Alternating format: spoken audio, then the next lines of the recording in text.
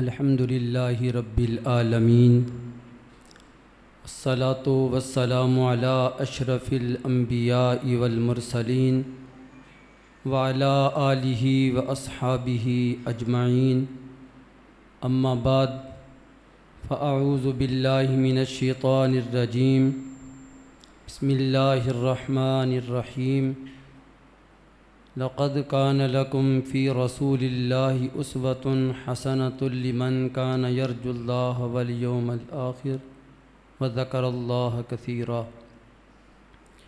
إن الله وملائكته يصلون على النبي يا أيها الذين آمنوا صلوا عليه وسلموا تسلیما۔ کوئی بھی لب خاموش نہ رہے، اپنے آقا و مولا کی بارگاہ میں ہدیہ محبت پیش کریں۔ الصلاۃ والسلام علیک یا رسول اللہ وعلی آلک واصحابک یا حبیب اللہ۔ الصلاۃ والسلام علیک یا نور اللہ وعلی آلک واصحابک یا خاتم النبیین۔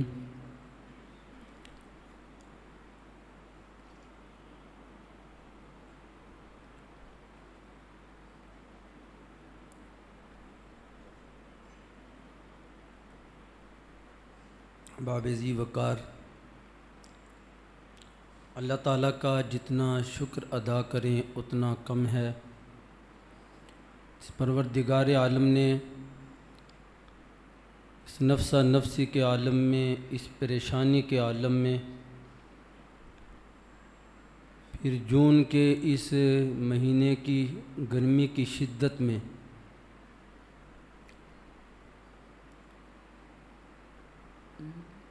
مرکزی جامعہ مسجد نور مدینہ کے مرکزی ہال میں آپ حضرات فقط اللہ رسول کی رضا کے لیے اکٹھے ہیں۔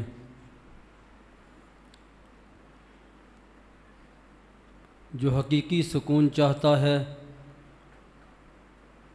اور عقل مند وہ ہے، وہ دنیا میں یہ ساری سختیاں برداشت کرتا ہے۔ اسے پتہ ہے یہ زندگی عارضی ہے، اصل زندگی اللہ تعالیٰ حشر بپا کرنے کے بعد عطا فرمائے گا۔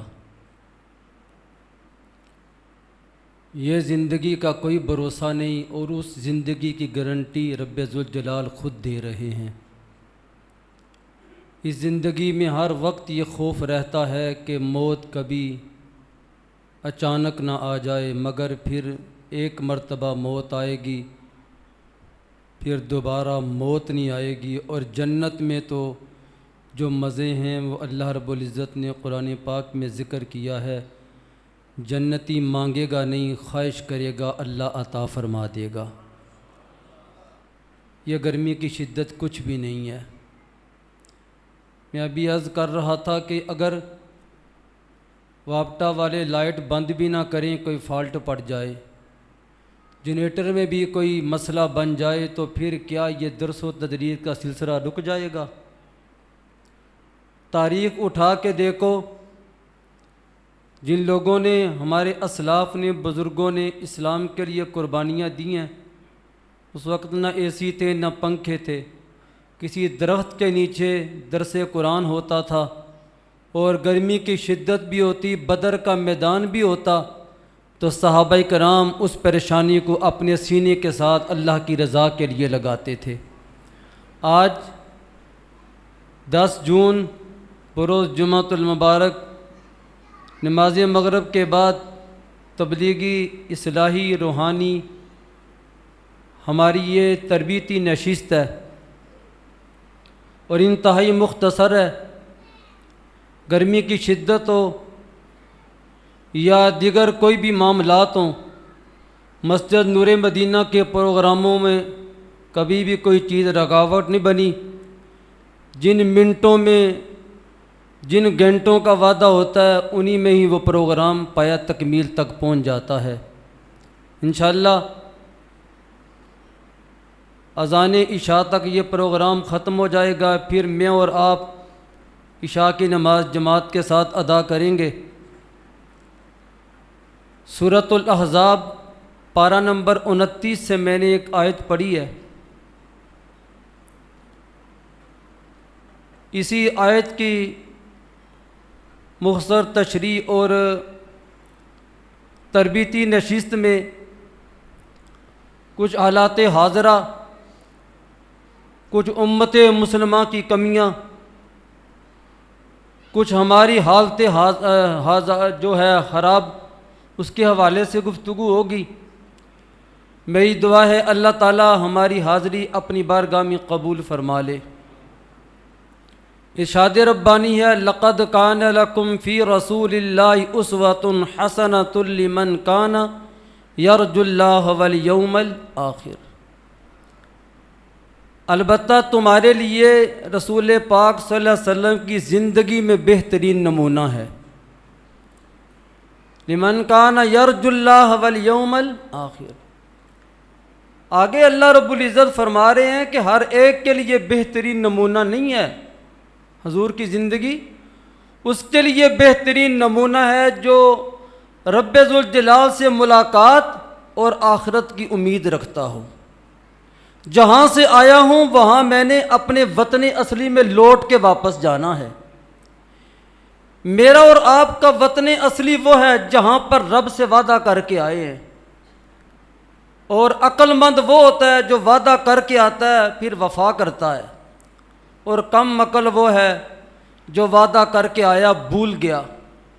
تو مولانا روم نے اس کے حوالے سے مثال دی ہے، فرماتے ہیں اس کی مثال یہی ہے کہ ایک بندہ بیرون ملک جاتا ہے، اگر تو کچھ کمائی کر کے 2-4 سال کے بعد آئے نا، گھر والے خوشی کے ساتھ اس کا استقبال کرتے ہیں۔ اگر نکھٹو ہو تو محلے والوں کو بھی نہیں بتایا جاتا کہ لختے جگر آ رہا ہے۔ تو اسی طرح جو کچھ کما کے واپس جائے گا، اللہ کے فرشتے جنت کے دروازے پر اس کا استقبال کریں گے، اور قبر کے اندر رحمت عالم صلی اللہ علیہ وسلم اپنے سینے کے ساتھ لگائیں گے۔ جو نکھٹو ہوگا اسے قبر میں بھی پریشانی کا سامنا کرنا پڑے گا، حشر میں بھی رحمت عالم صلی اللہ علیہ وسلم کا سامنا کرنا پڑے گا، پھر اس کے لیے مایوسی ہی مایوسی ہوگی۔ آگے وذکر اللہ، فرمایا لمن کان یرجو اللہ والیوم الآخر وذکر اللہ کثیرا، کہ وہ اللہ کا ذکر کثرت سے کرتا ہے، فرمایا وہ کامیاب ہے۔ شروع میں کیا فرمایا؟ رسول پاک کی زندگی اس بندے کے لیے بہترین نمونہ ہے، مگر سب کے لیے نہیں۔ جو اللہ پہ یقین رکھتا ہو کہ میں نے واپس اپنے رب کے پاس جانا ہے، اور اس کا یقین ہو آخرت پر اور دنیا کے اندر یہ نشانی ہو کہ وہ اللہ کا کثرت سے ذکر کرنے والا ہو۔ میں نے اور آپ نے معاشرے میں نظر اٹھا کے دیکھنی ہے۔ سب سے پہلے بچے کی پیدائش دیکھو، مسلمان کے گھر بیٹا یا بیٹی پیدا ہو تو سب سے پہلے تو یہ جھگڑا پڑ جاتا ہے بیٹا ہوا ہے کہ بیٹی ہوئی ہے۔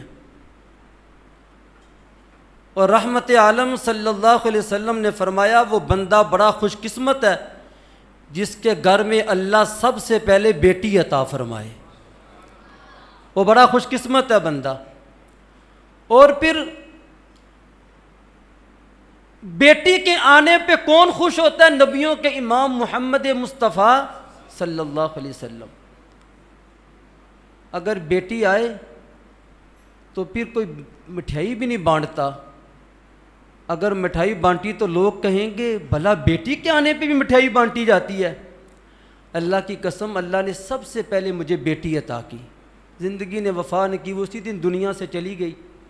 پھر اللہ نے مجھے بیٹی عطا کی، میں نے بعد میں 2 بیٹے ہوئے، مگر جتنی خوشی بیٹی کے آنے پہ بھی میں نے کی، میں نے 2 بیٹوں کے آنے پہ نہیں کی وہ خوشی۔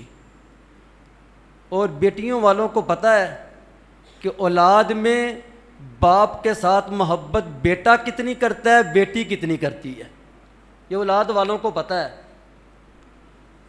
بیٹے نکھٹوؤں کو بھی پتہ ہوتا ہے، اور باپ کے سر میں جب درد ہوتا ہے نا، بیٹی تڑپ کے دیکھتی ہے کہ میرے ابا کو کیا ہوا ہے، مگر تاریخ اٹھا کے دیکھو بیٹی کے ساتھ بڑا ظلم ہوا۔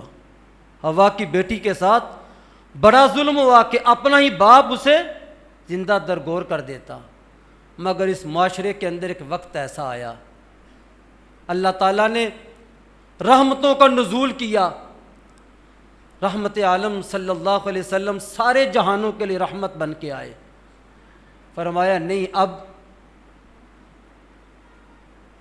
امت کی بیٹی جو ہے اس کے سر پر محمد مصطفیٰ کا ہاتھ ہے۔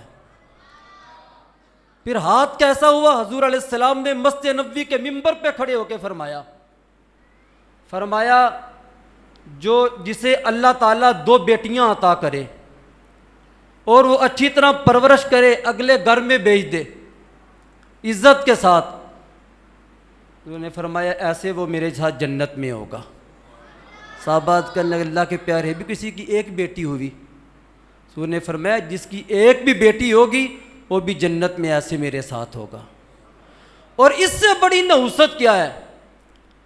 رب ذوالجلال قرآن میں کہتے ہیں کہ فرماتے ہیں کہ بیٹا دینا میری حکومت ہے، بیٹا دینا میرے اختیار میں ہے، بیٹی دینا میرے اختیار میں ہے، کسی کو ملی جلی جو ہے نا اولاد دینا میرے اختیار میں ہے، میں چاہوں کسی کو دے ہی نہ دوں ہی نہ۔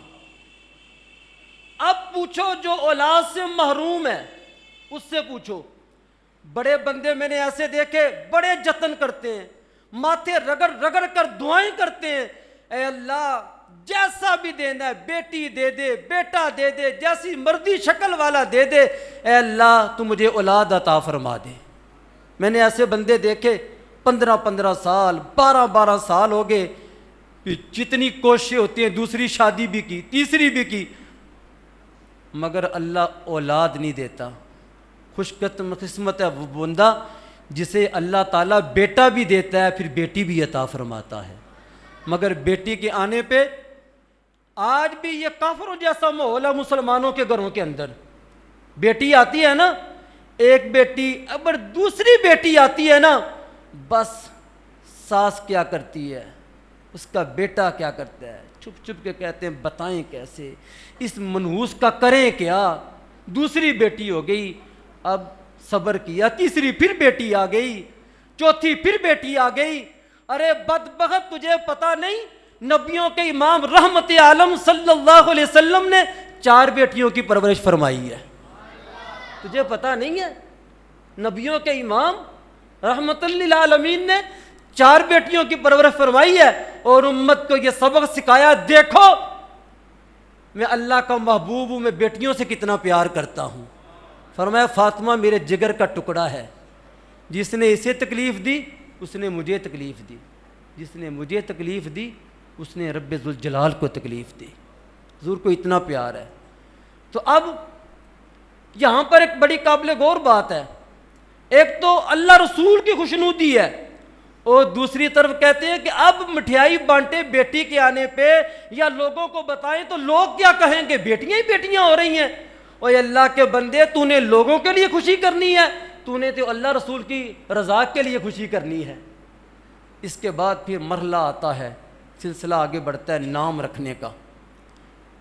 بڑا جگرا کر کے کوئی بندہ اپنے شیخ کے پاس یا اپنے امام کے پاس جاتا ہے، کہتا ہے امام صاحب کہیں ناراض نہ ہو جائیں کہ اللہ نے پہلا بیٹا دیا، پوچھتا ہی نہیں۔ اگر امام صاحب کو اچھا سا نام بتا دینا، دل کو اچھا نہ لگے ہو وہ اللہ رسول کی بارگاہ میں اچھا، رستے میں جاتے جاتے دل بدل رہا ہوتا ہے، کہتا ہے چلو میں تو نہیں کہتا، ہو سکتا ہے میری اہلیہ ہی نہ مانے، ہو سکتا ہے میرا بھائی نہ مانے، میرا باپ نہ مانے، میں مولانا سے بہانہ لگا دوں گا، نام تو اچھا تھا، اہلیہ کہتی تھی یہ رکھ لو۔ بھائی رکھا کیا ہے؟ کسی اداکار کا نام، کسی کھلاڑی کا نام، کسی گلوکار کا نام۔ ایک طرف عالم کہتا ہے نام وہ رکھ، یہ نام اللہ اس کے رسول کو پسند ہے، وہ نام کہتے یہ رکھوں گا تو لوگ کیا کہیں گے، پرانے بابوں والا نام رکھ لیا۔ ارے تو نے نام تو اللہ رسول کی رضا کے لیے رکھنا تھا، لوگوں کی کیا بات ہے؟ پھر آگے مرحلہ چلتا ہے زندگی کا، بیٹیاں جوان ہوتی ہیں، بیٹے جوان ہوتے ہیں، پھر گھر کے اندر اللہ تعالیٰ خوشیاں عطا فرماتا ہے۔ یہ خوشیاں ہمیں اللہ تعالیٰ نے اپنے محبوب کے صدقے عطا فرمائی ہیں۔ حضور نہ ہوتے تو کچھ نہ ہوتا. رسالت مآب صلی حضور آئے تو سر آفرینش پا گئی دنیا, اندھیروں سے نکل کر روشنی میں آ گئی دنیا, بجھے چہروں سے زنگ اترا, ستے چہروں پہ نور آیا, حضور آئے تو انسانوں کو جینے کا شعور آیا. تمہاری تو کوئی عزت ہی نہیں تھی اس زمانے کے اندر.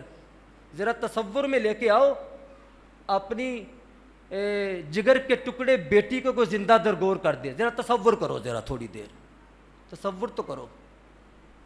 یہ بہاریں کب آئیں؟ جب اللہ نے اپنا محبوب ہمیں عطا فرما دیا, یہ تب بہاریں آئیں. جب خوشی کا موقع آتا ہے نا, ہمارا تو ان جگہوں پر جانا ہوتا ہے, آپ کی طرح شادیوں میں مدعو بھی ہوتے ہیں, رشتہ داروں کی شادیاں, اس کے بعد دوستوں کی شادیاں, مگر آپ صرف دوستوں کی شادیاں یا رشتہ داروں کی شادیوں پہ جاتے ہیں, ہم نے سارے علاقے کے نکاح بھی پڑھانے ہوتے ہیں, اس موقع پہ بھی آتے ہیں. ہم نے بڑے بڑے حاجی صاحب دیکھے, ہم نے بڑے بڑے صوفی صاحب دیکھے کہ کیا کریں, بلا بیٹے کی شادی بار بار کرنی ہے. میں کہتا ہوں بلا مر کے قبر میں بار بار جانا ہے, ایک ہی مرتبہ مرنا ہے اور رحمت عالم کے سامنے جا کے کھڑے ہونا ہے. کیا بار بار تو نے مرنا ہے؟ بڑے بڑے حاجی, بڑے بڑے صوفی ہم نے دیکھے, اور بڑے بڑے میں نے ایسے گھر دیکھے جن گھروں کے بارے میں ایک پردہ ہی ہوتا ہے علاقے کے اندر, سمجھتے ہیں کہ یہ صوفی صاحب کا گھر ہے, حاجی صاحب کا گھر ہے, فلاں کا گھر ہے. یہاں کی بیٹی کو ہم نے کبھی بے پردہ نہیں دیکھا, ہم نے کبھی باہر جھانکتے نہیں دیکھا, مگر جب شادی کا موقع آتا ہے وہی بیٹیاں سروں پہ پردہ نہیں ہوتا, کہاں جاتی ہے وہ حیا؟ بتاؤ یہ خوشی کہاں سے ملی؟ حضور کے صدقے میں ملی ہے. میری ماں, میری بیٹیوں, جہاں تک میری آواز پہنچ رہی ہے, جو میری بیٹیاں نہیں آئیں, جو میری مائیں, ان تک میری آواز پہنچا دو. تمہاری عزت معاشرے میں کیا تھی؟ رحمت عالم صلی اللہ علیہ وسلم کی رحمت بری چادر کے نیچے تم آئی, اللہ نے تمہیں عزتیں عطا فرما دی. تو کیا ہے جی بیٹے کی شادی بار بار کرنی ہے؟ اگر میں نے ایسے شادی کی, لوگ کہیں گے یہ شادی والا گھر ہے کہ مرگ والا گھر ہے. لوگ کیا کہیں گے؟ اوے اللہ کے بندے, تو نے خوشی لوگوں کے لیے کرنی ہے, تجھے تو خوشی تیرے رب نے عطا فرمائی ہے, شکر تو نے اپنے رب کا عطا کرنا ہے. یہ لوگ کیا کہیں گے؟ بھائی کب تک یہ سلسلہ چلتا رہے گا؟ اب اس سے آگے بڑھیں.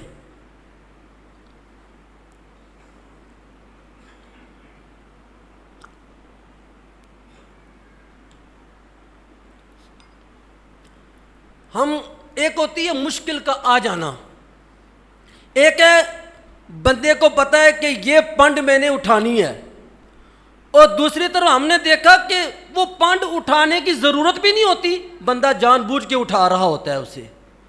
پہلے ہم چھوٹے تھے, 25-30 سال پیچھے چلے جاؤ, خوشیوں کا موقع ہم دیکھا کرتے تھے, ذرا مختصر ہوتا تھا. اور رحمت عالم صلی اللہ علیہ وسلم کی بارگاہ میں چلیں, وہ فرماتے ہیں کہ شادی کے اندر جہیز کا یہ تصور, اتنے بڑا یہ جہیز, اس کا تصور نہیں, بلکہ اسلام کہتے ہیں بیٹی کو حصہ دو, اسلام کہتے ہیں بیٹی کو حصہ دو, یہ جہیز. اور پھر برات کا بھی اسلام کے اندر تصور نہیں ہے, صرف نکاح کا تصور ہے, اور اس کے بعد جتنی طاقت ہو ولیمہ کرو, یہ تصور ہے. اب ذرا تصور میں لے کے آؤ کہ معاشرے کے اندر کیا ہو رہا ہے.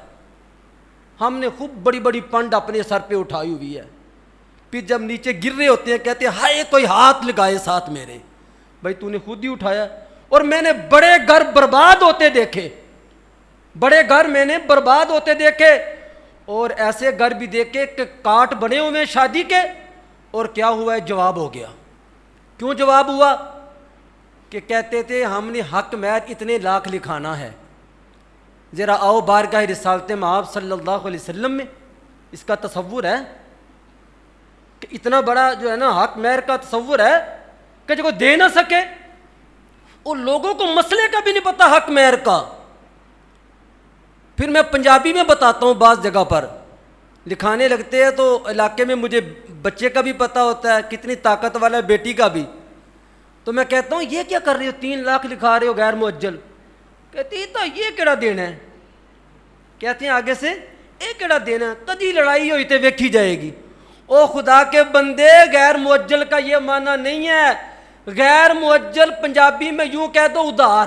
کیا ہے؟ ادھار.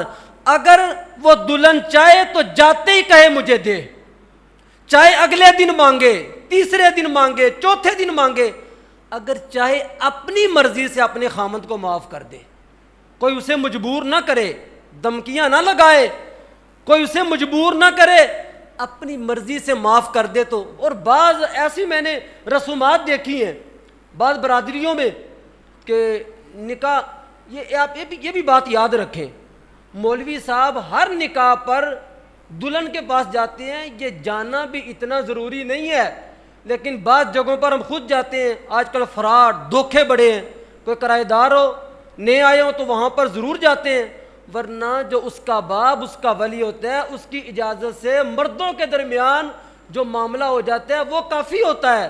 لیکن پھر بھی کہتے ہیں چلو. جب وہاں جاتے ہیں نا, وہ دلہا کا باپ یا دلہا کی ماں یا اس کا بھائی حق مہر پکڑا ہوتا ہے اور ایسے لگاتے ہیں نا, اس کے قریب ہی ابھی ہاتھ کے, دلہن کی ماں کہتی ہے بیٹی ہاتھ نہ لگانا, واپس کر دے. لوگ کیا کہیں گے کہ یہ اس نے حق مہر لے لیا. او اللہ کے بندو, یہ شریعت میں نہیں, یہ اس کا حق ہے, وہ لے اور اس کے بعد اسی وقت واپس کرے. اس کا بھی اسلام میں تصور نہیں ہے. اس نے واپس کس کو کرنا ہے؟ اپنے خامند کو. جب ملاقات ہو اس وقت چاہے تو وہ سارا معاف کر دے. لوگ کہتے ہیں اگر ایسا ہوگا لوگ کیا کہیں گے؟ اللہ کے بندے, یہ تو نے حق مہر کا معاملہ لوگوں کے لیے کرنا ہے, تو نے تو اللہ رسول کی رضا کے لیے کرنا ہے. اب میں نے عجیب سا معاملہ دیکھا. پہلے تو صرف شادیاں ہوتی تھی نا, اب میں نے دیکھا کہ اب کیا ہے جی, اب ہم نے بیٹے کو دیکھنے جانا ہے, پوری برادری ساتھ. اب ہم نے لڑکی کو دیکھنے جانا ہے, پوری برادری ساتھ. اب تھوڑے دن گزرے, ہم نے جو ہے نا منگنی کرنی ہے, سارا ٹبر, سارا علاقہ ساتھ. اب کیا انہوں نے منگنی کرنے آنا ہے, سارا فیصلہ آباد گجرانوالا میں. او خدا کے بندو, اور ایسی میں نے منگنیاں دیکھی ہیں جس میں مجھے بھی مدعو کیا گیا. شادی حالوں میں باہر پورا سما ایسے ہے, کسی کو نہیں پتا یہ منگنی ہے یا کہ ولیمہ ہے یا بارات ہے, یہ پتہ ہی نہیں ہے. او خدا کے بندو, ایک تو بات ہے کہ اسلام کے اندر مرد کے لیے سونا پہننا حرام ہے. ہوتا کیا ہے جی, یہ انگوٹھی پہنائی جائے. کسے؟ بچے کو. اور پھر اس موقع پر علماء کہتے ہیں کہ بچی کو بھی نہ انگوٹھی پہناؤ, اس لیے کہ منگنی ایک وعدہ ہے کہ ہم نے رشتہ دینا ہے, مگر جب تک یہ نکاح نہیں ہوتا اس مرد کے لیے یہ عورت غیر محرم ہے. اسے انگوٹھی کیوں دی جا رہی ہے؟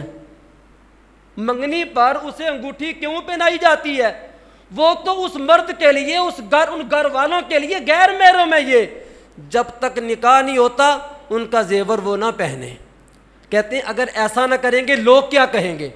اوے اللہ کے بندو, نہ لوگ قبر میں کام آئیں گے, نہ لوگ حشر میں کام آئیں گے, نہ لوگ رب ذوالجلال کی بارگاہ میں پہنچو گے نہ اس وقت کام آئیں گے. کام آئیں گے قبر میں رحمت عالم صلی اللہ علیہ وسلم کام آئیں گے. تو کہتے ہیں لوگ کیا کہیں گے؟ پھر اس کے بعد اگلا مرحلہ کیا آتا ہے منگنی کے بعد؟ کہتے ہیں ہم نکاح کرنے لگے ہیں. چلو کر لو, اچھا عمل ہے, مسجد میں نکاح ہو جائے, 8-10 بندے کافی ہیں. نگاہ پر بھی میں نے دیکھا اپنے رشتہ داروں میں, دوستوں میں, میں کہتا اللہ کے بندے رخصتی کب کر رہے ہیں؟ کہتے اگلے مہینے. وہ خدا کے بندے, شادی جتنا تو خرچہ کر لیا آپ نے, شادی جتنا تو خرچہ کر لیا, اب باقی کسر کیا رہ گئی؟ اب دونوں گھر اتفاق سے بیٹھتے, کہتے ہم بھی نہیں آتے آپ بھی نہ آئیں, 10 بندے بیٹھ کے پہلے نکاح کر لیں, ورنہ اسی دن کر لیں نکاح, تاکہ پیسہ آپ کا بھی بچے گا ہمارا بھی بچے گا. اسلام کا تصور کیا ہے؟ پھر اس سے آگے بڑھے کہ نکاح کا معاملہ آتا ہے. پھر نکاح کے بعد پھر شادی والے دن میں نے لوگوں کو جگڑتے دیکھا ہے, بلکہ یہاں تک بھی موقع آیا, دولہا کا باپ چپکے سے کہتا ہے یہ ساتھ نا ہمارے محلے کے لوگ ہیں, انہیں نہ بتانا یہ طلاق یافتہ تھی. میں نے کہا اللہ کے بندے یہ تو گواہ ہیں, یہ تو کیا ہیں؟ گواہ ہیں. بلکہ آج میرے ایک دوست نے مجھے جمعے سے پہلے فون کیا کہ حضرت صاحب آپ کو میں نے بیٹے کے نکاح پہ لے کے جانا ہے. میں نے کہا آپ کو پتہ ہے کہ آج تربیتی نشست ہے؟ آج تو میں نے کہیں نہیں جانا، کہتے ہیں پہلے پہلے آ جائیں گے۔ میں نے کہا نہیں، یہیں رہیں گے مسجد کے اندر۔ کہنے لگا اپنا شناختی کارڈ دے دو، گواہی ڈال دے۔ میں نے کہا اللہ کے بندے یہ گواہی نہیں ہوتی، گواہی ہوتی ہے، آپ یاد رکھیں، جو مولوی صاحب آہستہ آہستہ نکاح پڑھاتے ہیں نا، انہیں کو تھوڑا اونچا پڑھاؤ اور گواہوں کو پیچھے سے آگے لے کے آؤ، قریب بٹھاؤ، انہیں کو تم گواہ ہو، میں نکاح پڑھانے لگا ہوں، اس لڑکے کے ساتھ اس لڑکی کا نکاح ہے، اتنا حق مہر ہے اور آج اس کا نکاح ہو رہا ہے، آپ گواہ ہو۔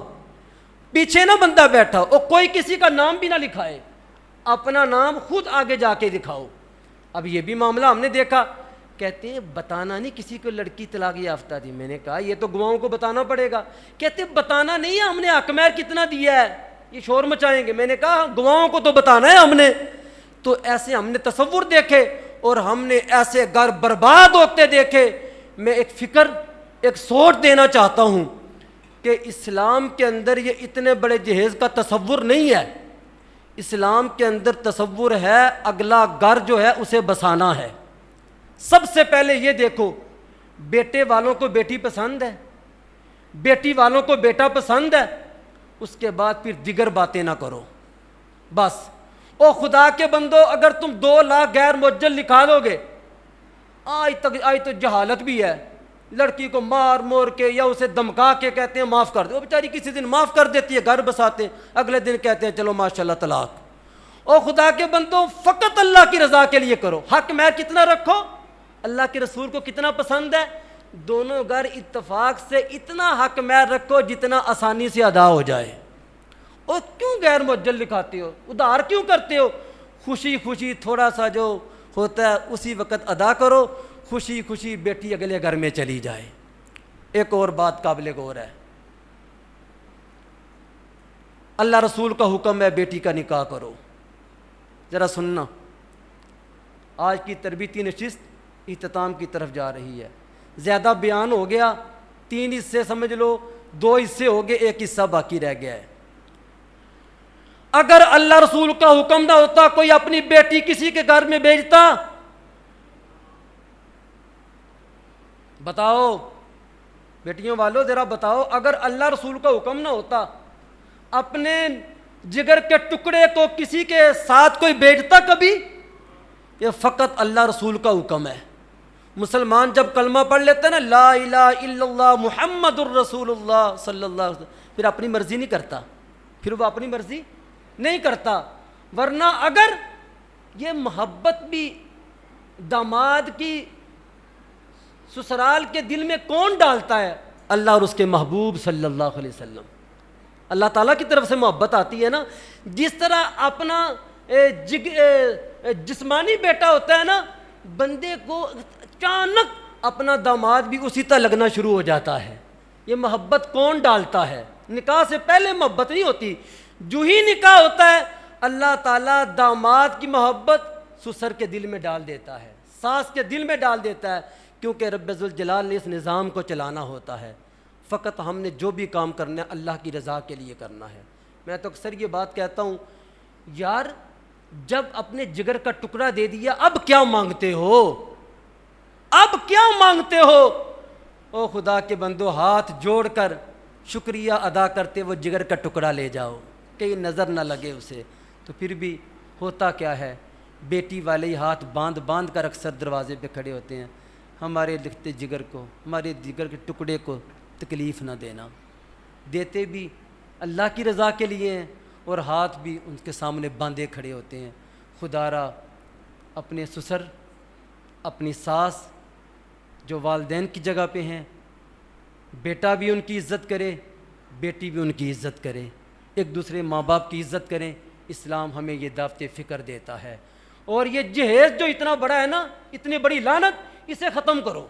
میرے خیال کے مطابق ہونا پتہ کیا چاہیے، نکاح کے بعد بیٹی والے انہیں کہیں، آگے پھر اخلاقی لحاظ سے دینا تو اتنا ہی ہوتا ہے جتنی طاقت ہوتی ہے۔ باپ تو چاہتا ہے میں اپنے لختے جگر کو، اپنے جگر کے ٹکڑے کو سارا کچھ دے دوں۔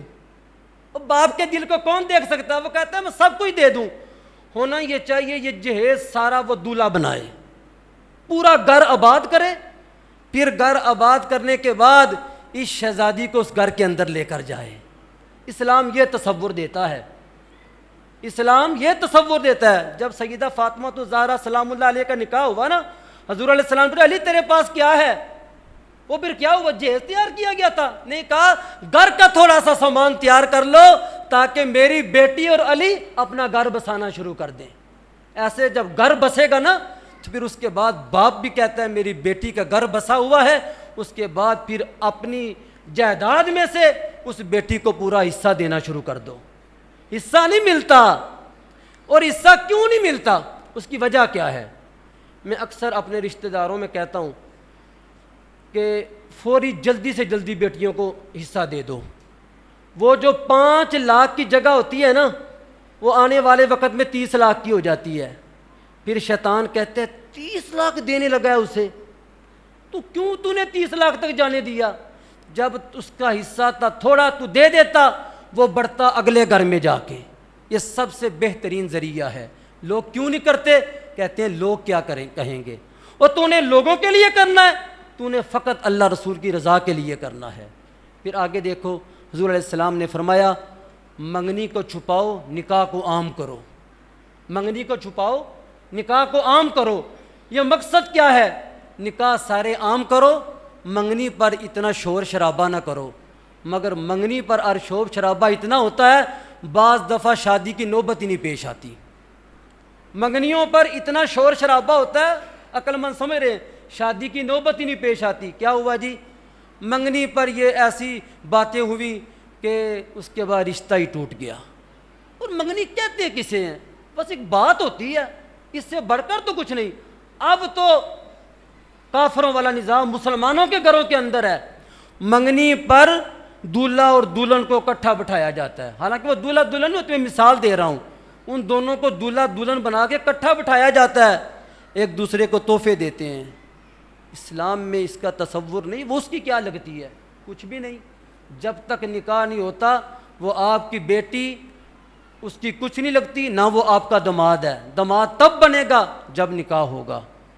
شادیوں پر ہم نے دیکھا بے پردگی۔ اللہ کی رضا کے لیے آج ارادہ کر لو، ارادہ کر لو کہ ہم نے اللہ رسول کی رضا کے لیے سارے اعمال کرنے ہیں۔ اب اس سے اگلی بات، میری باتیں پلے باندھ لو۔ عورتیں خامدوں سے چھپ چھپ کر، بہو ساس سے چھپ چھپ کر عاملوں کے پاس جا رہی ہیں، اور کیا کہتی ہیں؟ اپنا گھر کا راز تو بتا دیتی، جاتے کہتی عامل سے عامل صاحب میں نا عبد المجید کی جو ہے نا بہو ہوں، وہ جو دکان والا، اور اس کو بتانا پتہ نہ چلے میں آپ کے پاس آئی ہوں۔ وہ کہتا اب تو تجھ سے سارا مال بٹور سکتا ہوں، اب تو سارا مال بٹور سکتا ہوں۔ وہ مال بٹورتا ہے۔ اب اکثر لوگ میرے پاس دم کرانے آتے ہیں، تو میں اکثر یہ بات سوچتا ہوں، میں کہتا ہوں پرانے بزرگ سب سے پہلے گھر میں ٹوٹکا لگاتے تھے، گھر کے اندر ٹوٹکا لگاتے۔ لوگ کہتے حکیم کے پاس گئے تھے؟ کہتے نہیں، پہلا تجربہ کیا تک ٹوٹکا لگایا، اللہ نے اسی پہ آرام دے دیا۔ میں اکثر لوگوں کو کہتا ہوں سب سے پہلے اگر عامل کے پاس جانا ہے نا، یہ سوچا کرو کہ بیماری کیا ہے اور بیماری کے آنے کی وجہ کیا ہے، یہ تو پہلے معلوم کرو۔ وجہ کچھ اور ہوتی ہے، ہم جا کے وجہ کچھ اور بتاتے ہیں۔ ہمارے گھروں کے اندر نحوست کی وجوہات کچھ اور ہیں اور ہم علاج کچھ اور کر رہے ہیں۔ کسی بندے کو کینسر ہو، وہ ٹی بی کی دوائی کھا رہا ہو، اسے آرام آئے گا؟ کسی کو ٹی بی کی بیماری ہو، وہ کینسر کی دوائی کھا رہا ہو، اسے آرام آئے گا؟ حالات تو یہ ہیں، گھروں کے اندر نحوستیں نماز فجر سے غفلت کی وجہ سے ہیں، گھروں کے اندر نحوستیں نماز ظہر عصر عشاء اور مغرب کے چھوڑنے کی وجہ سے ہیں، اور ہم سمجھتے ہیں پتہ نہیں ہم پر کسی نے کر دیا ہے۔ اور میرے پاس بڑی مرتبہ عورتیں آتی ہیں تو جو وہ مصیبت بتا رہی ہوتی ہے وہ میرے گھر میں بھی ہوتی ہے، بعض دفعہ میرے گھر میں بھی ہوتی ہے۔ اب مجھے ہنسی آتی ہے کہ تجھ پر تو کسی نے کر دیا، مجھ پر کس نے کیا ہے؟ وہ حضرت عمر رضی اللہ تعالیٰ عنہ بڑے فیصلے فرمایا کرتے تھے۔ ایک دن ایک شخص آیا کوئی شکایت کرنے، حضرت عمر رضی اللہ تعالیٰ عنہ عدل و انصاف کے پیکر، ایک بندہ شکایت کرنے آیا اپنے گھر کی۔ جب دروازے پہ آیا نا، دروازے پہ دستک دی، فاروق اعظم رضی اللہ تعالیٰ عنہ باہر آئے۔ دروازے سے دیکھا دور جا رہا، کہتا بات سن کدھر آیا تھا، واپس جا رہا ہے دروازے پہ دستک دے کے. حضرت گھر کی شکایت کرنے آیا تھا، جب آپ کے دروازے پہ آیا تو ویسی آوازیں آ رہی تھیں. میں نے کہا یہاں کیا شکایت کریں، واپس چلتے ہیں. تو فاروق اعظم مسکرا کے کہنے لگے اب سمجھ آئی ہے نا بات کی. کہنے کا مقصد یہ ہے کہ ہمارے گھروں میں پھر کس نے کیا ہے. اور اللہ کے بندوں، اللہ کے برگزیدہ بندوں پر آزمائشیں آئیں، حتیٰ کہ کربلا کے اندر امام حسین نے سارا خاندان قربان کر دیا، سارا خاندان قربان ہو گیا. بدر کے اندر صحابہ نے اپنی جانیں دے دی، احد کے اندر صحابہ نے جانیں دے دی. مگر یہ آزمائشیں تھیں، رب ذوالجلال کی بارگاہ کی طرف سے امتحان تھا. اللہ تعالیٰ نے انہیں حقیقی کامیابیاں عطا فرمائی. اب لوگ دوڑیں لگا رہے ہیں، بے نمازی، جادوگر، 2 نمبر لوگ، جعلی عامل، جن پر اتنا بھروسہ ہے. مگر وہ رب ذوالجلال جو قرآن میں قسمیں اٹھا کر فرماتا ہے اگر تم یہ عمل کرو گے میں تمہیں کامیابی عطا فرما دوں گا، یہ عمل کرو گے میں تمہیں کامیابی عطا فرما دوں گا، یہ عمل کرو گے میں تمہیں کامیابی عطا فرما دوں گا. اللہ رسول کی بارگاہ سے کامیابی کی ضمانتیں ملتی ہیں مگر ہم بھروسہ نہیں کرتے. بتاؤ پھر گھروں کے اندر سے نحوستیں کیسے ختم ہوں گی، کیسے نحوستیں ختم ہوں گی. آؤ میں دعوت فکر دیتا ہوں، طریق پیغام مصطفیٰ صلی اللہ علیہ وسلم کے پلیٹ فارم پہ اکٹھے ہو جاؤ. تاریخ جو چاہتی ہے قریہ قریہ، بستی بستی ہم دستک دے رہے ہیں. لوگوں آؤ اسلام کی حقیقت کی طرف آ جاؤ، اسلام کی حقیقت کی طرف آ جاؤ. ہماری خوشیاں، ہمارے غم رسومات کے اندر ہیں سارے. جسے بھی دیکھو وہ کہتا ہے کہ لوگ کیا کہیں گے، لوگ کیا کہیں گے. یہاں تک جس گھر میں فوتگی ہو جاتی ہے، ہم نے دیکھا بعض علاقے آج بھی اس گزرے دور کے اندر بعض علاقوں میں آج بھی جو ہے نا لوگوں کے اندر شعور ہے. ہمارا علاقہ آزاد کشمیر ہے، وہاں پر فوتگی کے بعد صرف مہمانوں کو کھانا دیا جاتا ہے اور باقی اہل محلہ بعد میں دعا کرنے جاتے ہیں، ان کے لیے علیحدہ جگہ بنائی جاتی ہے. ٹھنڈا پانی ہوتا ہے وہاں پڑا تو بس وہیں پہ دعا کرتے ہیں، کوئی کسی کو کہتا بھی نہیں. یہاں پر نا اوپر سے ہم کہتے ہیں سب کو، بلکہ جنازے پہ اعلان ہوتا ہے کہ سارے حضرات کھانا کھا کے جائیں، مگر وہاں پر اعلان بھی نہیں ہوتا اور یہ بھی نہیں لوگوں کہتے کھانا کھا کے جاؤ. بس انہیں پتہ ہوتا ہے مہمان خود ہی آ جائیں گے. مہمان کسے کہتے ہیں؟ جو فیصل آباد سے آیا ہو، شیخو پورہ سے آیا ہو، لاہور سے آیا ہو، راول پنڈی سے آیا ہو. اب حفص آباد روڈ والے بھی گرجاک میں بیٹھے ہیں، باغ والا کے لوگ بھی یہاں ہی بیٹھے ہیں. او خدا کے بندو، اور کہنے والے بھی عجیب ہیں، اور وہ کھانا بھی کسی اور نے پکایا ہوتا ہے. امام احمد رضا فاضل بریلی علیہ رحمہ آپ فرماتی ہیں وہ کھانا مہمانوں کے علاوہ کسی کے لیے جائز نہیں ہے. لوگ کھاتے ہیں. پھر اس کے بعد کیا ہوتا ہے؟ جس گھر کا سربراہ دنیا سے چلا جائے اس کے بچے یتیم ہو جاتے ہیں. علماء سے پوچھ لو، سکہ علماء سے. نام نہاد خطباء کی بات نہیں میں کرتا، ان کے بارے میں تو میں بڑا کچھ کہتا ہوں. آپ کو پتہ ہے نا، آپ میری ویڈیو جو ہے نا انٹرنیٹ پہ دیکھتے ہو کہ میں نام نہاد خطباء کے پیچھے ہوں، مگر سکہ علماء وہ میرے سر کا تاج ہیں. اور بڑے نام نہاد خطباء اپنے آپ کو عالم سمجھ کے نا لوگوں سے باتیں کرتے ہیں، یہ ہمارے خلاف جو باتیں کرتا ہے. تو میں نے کہا علماء کے پاس جاؤ، ان میں سے کوئی بندہ لاؤ جو یہ بات کہے. ہم نام نہاد خطباء جنہوں نے اس وقت امت کو جہالت کی طرف لگایا ہوا ہے، اسلام کی حقیقت کی طرف آؤ اور پلٹ کے آؤ. ہماری خوشیاں، اس خوشی کو خوشی نہ سمجھو جس میں اللہ رسول ناراض ہو جائیں. ہماری ساری خوشیاں حضور کے قدموں پہ قربان ہو جائیں. اگر حضور خوش ہو جائیں پھر تو خوشی ہے، اگر سارا مال لگ جائے حضور ناراض ہو جائیں، ایسی خوشیوں کو آگ لگا دو. تو غم کے موقع پر اسلام کے اندر، تاریخ کے اندر ہمارے بزرگوں نے، ہمارے اسلاف نے دعاؤں کے لیے ترتیب بنائی. 3 دن، 7ویں دن، 10ویں دن، 40ویں دن بزرگوں نے ایک ترتیب بنائی تھی، مگر وہ بھی ساری رسومات کی نظر ہو گئی. ہوتا کیا، یہاں تک دیکھا کہ جس گھر میں فوتگی ہوتی ہے وہ جو بہو ہوتی ہے اس کے گھر والے پھر سارے خاندان کو لا کر سونا پہناتے ہیں، وہ اس کے گھر میں کچھ بھی نہ ہو، پھر ہوتا کیا ہے، ان یتیموں کے مال سے کبھی 10واں ہو رہا ہے، کبھی 7واں، کبھی 40واں ہو رہا ہے، اور سارے رشتہ دار وہاں پہ اگر کسی وقت شوربہ زیادہ رکھا جائے تو کہتے ہیں اس نے پکایا کیا ہے والد کے 40ویں پر۔ تو اگر یہ نہ کریں گے لوگ کیا کہیں گے؟ اور خدا کے بندو، تو نے لوگوں کے لیے کرنا ہے، فقط اللہ کی رضا کے لیے کرنا ہے۔ ایک دن بندہ مجھ سے پوچھنے لگا، حضرت اچھا پیچھے جائیں، پیچھے چلے جاؤ 15-20 سال پیچھے، زیادہ دور کی بات نہیں میں کرتا کہ پاکستان بننے سے پہلے، یہ 15-20 سال پہلے، اس سے تھوڑا سا اور پیچھے چلے جائیں، میں سن 1983 84 85 میں یہ انوار مدینہ میں پڑھتا تھا۔ اگر جمعے والا دن فوتگی ہوتی تھی نا تو لوگ جو ہے نا تیسرے دن جا کے کل کا ختم دلایا کرتے تھے۔ کتنے دن؟ تیسرے دن۔ اب لوگ چاہے رات 1 بجے دفن کریں، وہ صبح ہی کل کا ختم کرتے ہیں۔ یہ مثال کا مقصد آپ دانشور لوگ عقل مند سمجھیں گے، یہ نہیں میں کہتا کہ تیسرے دن نہیں ہوتا، صبح نہیں ہوتا، کہنے کا مقصد ہے کہ اتنے تنگ ہیں لوگ، جتنے لوگ کہ آپ ہی سوچ لو یار، ایک گھر کے اندر 3 مرلے کا مکان ہو، 2 کمرے ہوں، اس گھر میں سارے بیٹھ جاتے ہیں 10-10 دن، جن میں اس کی بہن انہیں کہاں واپس کیسے جاؤں، 3 بچے بھی ساتھ ہیں، وہ بیچارہ پریشان ہوتا ہے، کبھی چارپائی کسی سے مانگتا ہے، کبھی بستر کسی سے مانگتا ہے، وہ 3 دن وہیں پڑے ہوتے ہیں۔ تو اب رات 1 بجے بھی دفن ہو نا، لوگ کہتے ہیں حضرت لان کرو صبح 8 بجے ختم ہو جائے۔ اب یہ تبدیلی آئی ہے ان 20 سالوں میں، شاید آپ کو یاد ہوگا، 3 دنوں کے بعد صبح ختم ہوتا تھا۔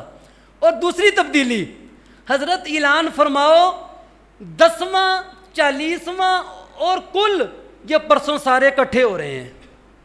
یہ اکٹھے کیوں ہو رہے ہیں؟ 10ویں کا مطلب ہوتا ہے 10ویں دن، 40ویں کا مطلب ہوتا ہے 40ویں دن، 7 کا مطلب ہوتا ہے 7واں دن۔ لیکن علماء سے پوچھ لو، اگر کوئی ایک ہی دن سارا ختم کر لے تو کوئی حرج نہیں۔ ایک دن ایک جنازہ ہو گیا، چھوٹا بچہ تھا، مجھے لوگ پوچھنے لگے حضرت ابھی ختم ہو جائے گا؟ میں نے کہا اللہ کی قسم ہو جائے گا، کوئی عالم اختلاف نہیں کرے گا، کوئی کرے تو مجھے بتانا۔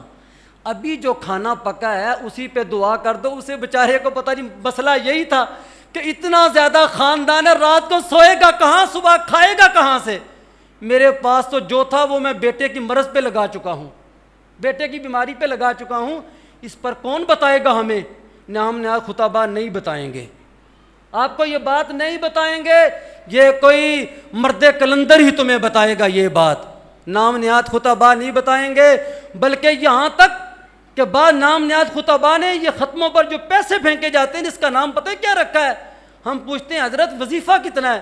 کہتے ہیں وظیفہ اتنا ہے، ھذا من فضل ربی، کچھ نہیں ہے اس علاقے میں۔ وہ خدا کے بندو، میں یہ بھی نہیں کہتا، اور یہاں تک ایک شادی کا موقع تھا، پیچھے میرا دوست بیٹھا ہوا تھا کسی شادی میں کرون پیلس، کہنے لگا حضرت آپ کے علاقے کا ایک مولوی باتیں کر رہا تھا 3 بندوں سے کہ یار یہ تو مولویوں کے آگے پیسے جو دیے جاتے خدمت اس کے بھی خلاف ہے، علماء کے کتنا خلاف ہے، یہ کرتا کیا ہے؟ اللہ کی قسم میں علماء کی خدمت کے خلاف نہیں ہوں، میں کہتا ہوں اللہ کے بندو، علماء کی عزت، علماء کے منصب کو دیکھو، ایک ہاتھ سے خدمت کرو دوسرے ہاتھ کو پتہ نہ چلے، اور اس انداز میں علماء کی عزت کرو، ان کے عزت نفس کا بھی خیال رکھو یار، ان کی عزت نفس کا خیال رکھو۔ یہ آپ کے سامنے چاروں کل پڑتے ہیں تب پیسے پھینکتے ہو، اور کتنے کتنے پیسے؟ 10-10 روپے، اور پھینکتے کس لیے ہیں کہ میرے ابا نشہرہ برقع میں فوت ہوئے تھے، اس نے 10 دیے تھے، میں اس کے ابے کے فوت ہونے پہ 20 رکھتا ہوں یہاں پر۔ یار علماء کی عزت ہے، العلماء ورثۃ الانبیاء، علماء انبیاء کے وارث ہیں، اور قرآن کہتا ہے کہ معاشرے کے اندر اس روئے زمین پر سب سے زیادہ اللہ کے خوف والا جو طبقہ ہے وہ علماء کا طبقہ ہے، ان کی عزت کرو۔ اور اگر مسجد بنانی ہے، ایک مسجد ایک دفعہ علاقے میں بننے لگی تو میں نے چلتے چلتے کہہ دیا، میں نے کہا یہ کیا کرنے لگے ہو؟ کہ مسجد بنانے لگا ہوں۔ میں تھوڑا خاموش ہو گیا، ایک بندہ دوسرے بندے سے کہتا حافظ صاحب نہیں خوش ہو سے مسجد تھے، میں خوش اس لیے نہیں تھا، اس کے قریب ایک مسجد تھی، اس کا امام رو رہا تھا، یہ 10,000 روپیہ دیتی ہیں، میرے بچے بھی ہیں، مسجد میں 5 نمازی ہیں، وہ مسجد آباد نہیں، اس کے ساتھ ہی مسجدیں بھی کیسی ہوتی ہیں، یہ میروں کی مسجد، یہ ملکوں کی مسجد، یہ رحمانیوں کی مسجد۔ اور خدا کے بندو، میں نے اس علاقے میں آگے علی جی ٹون، جنت ٹون، آگے مدو خلیل میں اتنی مسجدیں دیکھی ہیں، انتظامیہ ایک دوسرے کے ساتھ جگڑ رہے ہیں، اس گلی سے آگے تو نے چندہ نہیں کرنا، اس گلی سے آگے تو نے چندہ نہیں کرنا۔ حالانکہ علاقے کے اندر ایسے لوگ موجود ہیں جنہیں اللہ نے دیا ہوا ہے، اگر ایک بندہ چاہے وہ عالم کی پوری خدمت کر دے۔ اللہ کی قسم ایسے بندے موجود ہیں، مگر نہیں، نفس کہتا ہے 10-10 روپے دیں گے۔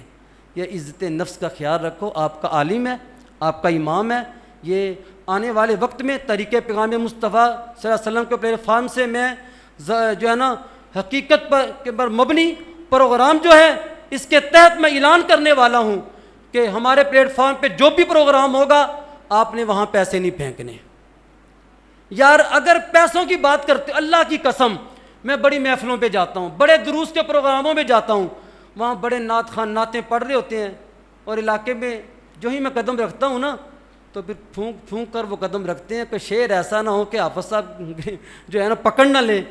تو وہاں پر جب میں جاتا ہوں نا، ان نعت خانوں کو پتہ نہیں ہوتا، بار بار جو ہے نا شعر کو آگے کبھی پیچھے، نہ جانے کیا پڑھ رہے ہیں، کوئی 10 کوئی 20 پھینک رہا ہے، 200 300 کے پیچھے اپنا ایمان بیچ رہے ہوتے ہیں۔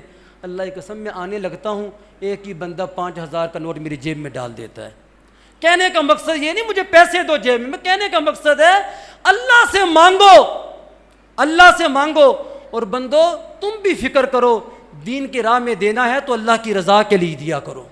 دینے کے بعد پھر یہ عمل نہیں ہونا چاہیے بندہ احسان جتاتا رہے، نہیں، دینا ہے تو اللہ کی رضا کے لیے، کسی کی خدمت کرنی ہے تو اللہ کی رضا کے لیے، دین کا کام کرنا ہے تو اللہ کی رضا کے لیے۔ ہم نے معاشرے کے اندر ایسے بندے بھی دیکھے ہیں جو فقط اللہ کی رضا کے لیے دیتے ہیں اور کہتے ہیں کہ ہم نے دینا اس وجہ سے، اس مسجد میں اس نیت سے دینا ہے کہ آپ نے کسی کو بتانا نہیں ہے کبھی بھی، میں دنیا سے بھی چلا جاؤں بتانا نہیں ہے، کیونکہ میں دنیا میں چرچا نہیں کرنا چاہتا، میرا تو صرف مقصد اللہ رسول کی رضا ہے، میری زندگی کا مقصد تیرے دین کی سرفرازی، میں اسی لیے مسلمان، میں اسی لیے نمازی، طریقہ پیغام مصطفیٰ صلی اللہ علیہ وسلم کے پلیٹ فارم سے اعلان کر رہا ہوں۔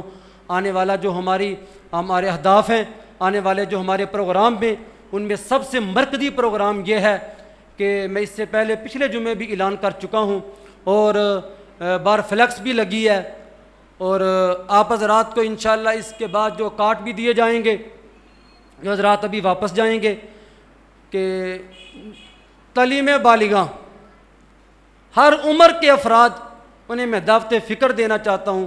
قرآن پاک جس نے نہیں پڑھا وہ پڑھے، جس نے پڑھا ہوا ہے وہ دوبارہ رپیٹ کرے، اور میری بیٹیاں، میری مائیں جو نیچے ہیں، وہ جامعۃ البنات کے اندر داخلہ لو، جس نے قرآن پڑھا ہے وہ دوبارہ رپیٹ کرے۔ کہتے ہیں قرآن پڑھنے والا پڑھتا جائے، اتنا پڑھے کہ جب موت آئے تو جنت کے دروازے پہ پہنچ جائے، سیڑھی پہ قدم۔ اب کیا ہے، میں نے قرآن پڑھا ہے، میں کب پڑھا تھا؟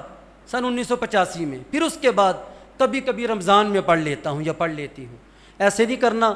آپ حقیقت بات یہ ہے کہ اسلام سیکھو، دین سیکھو۔ دین سیکھنے کی بات آئی، میں نے پچھلے جمعے کا اعلان کیا، ابھی تک صرف 2 بندوں نے داخلہ لیا۔ اگر یہاں پر ہم کوئی محفل کرتے ہیں تو ساری مسجد بھر جاتی ہے۔ میں محسوس کرتا ہوں دین سیکھنے کے لیے کوئی تیار نہیں۔ اس کی وجہ کیا ہے؟ درمیان میں شیطان نے پنجے گاڑے ہوئے ہیں، وہ اسلام کی حقیقت کی طرف ہمیں آنے نہیں دیتا۔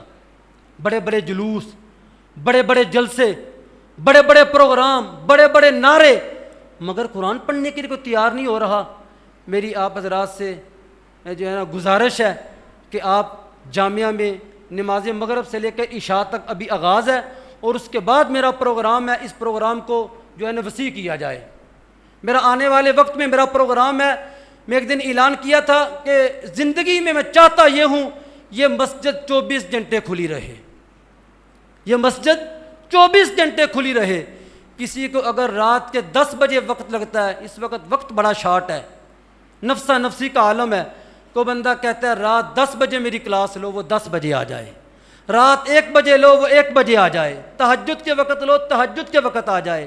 کوئی فجر کے بعد کہتا ہے اس وقت آ جائے، لوگ حیران ہوں گے کہ یہ باتیں کرتا ہے. نہیں، انشاءاللہ کوشش کریں گے، مجھے پکا یقین ہے اللہ تعالیٰ کامیابی عطا فرمائے گا. تو آپ حضرات ابھی ارادہ کر لو، مومن کے ارادے کے اندر اللہ نے بڑی برکتیں رکھی ہیں. اے سی کو کوئی الیکٹرک فالٹ پڑ گیا آج، ورنہ مغرب کے بعد اگر یہ کلاس لگے گی ہم انشاءاللہ اے سی چلائیں گے. اور بزرگ حضرات، نوجوان، بچے ناظرہ کو کلاس کے اندر داخلہ لیں، وہاں پر قرآن پاک کی تعلیم اور شرعی مسائل آپ یاد کریں. کم از کم قرآن پاک کا حفظ کرنا جو ہے نا سارا یہ فرض نہیں ہے، نامکمل عالم بننا فرض ہے. اتنا علم ہونا چاہیے جس سے بندہ ایک مسلمان کہلانے کا حقدار بن جائے. کم از کم اتنا علم ہر مسلمان کے اندر ہونا چاہیے. جتنے بچے یہاں پڑھتے ہیں، قبلہ استاد قاری محمد جمشید صاحب سے میں نے گزارش کی کہ ان کے ابو اور ان کے امیوں کو دعوت دو. جہاں آپ کا بیٹا پڑھتا ہے وہاں اس کا باپ بھی تعلیم حاصل کرے. جہاں پر جامعۃ البنات میں یہ بیٹیاں پڑھتی ہیں ان کی مائیں بھی آئیں وہاں پر، تاکہ آج ایک ماحول انقلابی بن جائے. کوئی پوچھے کہاں جا رہی ہو، کہا جہاں میری بیٹی قرآن پڑھتی ہے میں بھی وہاں پڑھنے جا رہی ہوں. جہاں پر میرا بیٹا حفظ کرتا ہے میں بھی وہاں صورتیں حفظ کرنے جا رہا ہوں. جہاں میرا بیٹا ناظرہ پڑھتا ہے میں بھی پڑھنے جا رہا ہوں. آپ یہ حضرات ارادہ کرتے ہو؟ کہہ دو انشاءاللہ. میں ابھی دعا کرتا ہوں اے اللہ ہمارے ارادے کے اندر برکتیں پیدا کر دے. اے اللہ جنہوں نے آمین کہ ان کے ارادوں میں برکتیں پیدا کر دے. اے اللہ برکتیں پیدا کر دے. اے اللہ برکتیں پیدا کر دے. ابھی 2 شعر سلام کے ہوں گے اور اس کے فوراً بعد اذان اور 5 منٹ کا ٹائم ہوگا سنتوں کے لیے. اور میری مائیں وہ بھی نیچے صفیں درست کر لیں. مغرب کی نماز کے وقت جہاں صفیں بنائی تھی وہیں پہ صفیں بنا لو. ابھی رحمت عالم شفیع معظم صلی اللہ علیہ وآلہ وسلم کے حضور حج سلام پیش کرتے ہیں اور اس کے فوراً بعد اذان ہوگی. اذان کے بعد 5 منٹ ٹائم ہوگا سنتوں کے لیے، پھر نماز ادا کریں گے. میری دعا ہے اللہ نماز عشاء سے ہم ایک نئی زندگی کا آغاز کر رہے ہیں. اے اللہ جب تک یہ زندگی ہے اے اللہ 5 وقت نمازیں عطا فرما دے. اے اللہ قرآن کی تلاوت کا ساتھ ہمیں عطا فرما دے. اے اللہ یہ سینہ تیرے محبوب کی محبت سے سرشار ہو جائے. اے اللہ محبت رسول کا درس ہمارا کمزور ہے، محبت رسول کا سبق کمزور ہے. اے اللہ ہمیں پکا کرنے کی توفیق عطا فرما دے. وآخر دعوانا ان الحمد للہ رب العالمین.